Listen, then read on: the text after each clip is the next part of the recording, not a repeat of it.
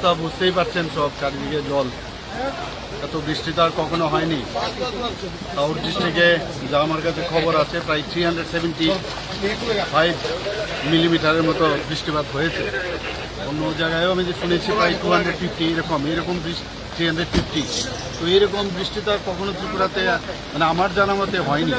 তো আমরা মানে চারিদিকে কাজ করছে সব জায়গায়। আমি আজকে সকালে আমি আমাদের মাননীয় হোম মিনিস্টারের সাথে কথা বলেছি, মানে কিছু যদি এনডিআরএফের কিছু লোকজন পাঠানো যায়, উনি বলেছেন উনি দেখছেন এবং করবেন সেটা। এবং এখান থেকে আমরা চিঠিও দিয়েছি। তো আশা করি সব দিকেই নজর আছে, সবাই কাজ করছে। ডিএমরাও সতর্ক, সব দিকে এসডিএম সতর্ক, সমস্ত অন্যান্য যারা আমাদের এসডিআরএফ থেকে আরম্ভ করে সবাই কাজ করছে। স্যার, গতকাল আপনি দিল্লি থেকে এসে সঙ্গে সঙ্গে পর্যালোচনা বৈঠকে বসেছেন এই বন্যা পরিস্থিতি নিয়ে। এখন পর্যন্ত কতজনের প্রাণহানি হয়েছে? এবং এখন অবধি তো আমার কাছে যা খবর আছে 7 জনের মতো, আর 2 জন বোধ হয় এখনো ওদেরকে পাওয়া যাচ্ছে না।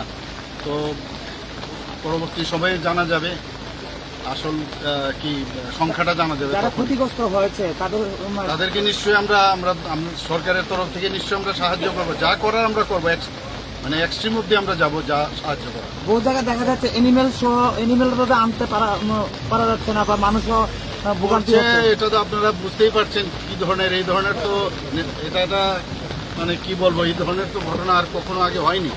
তো আমাদের সরকারের তরফ থেকে আপ্রাণ চেষ্টা হচ্ছে সব দিকে সাহায্য করার, যা যা করার আমরা করছি। ঠিক আছে, থ্যাংক ইউ স্যার।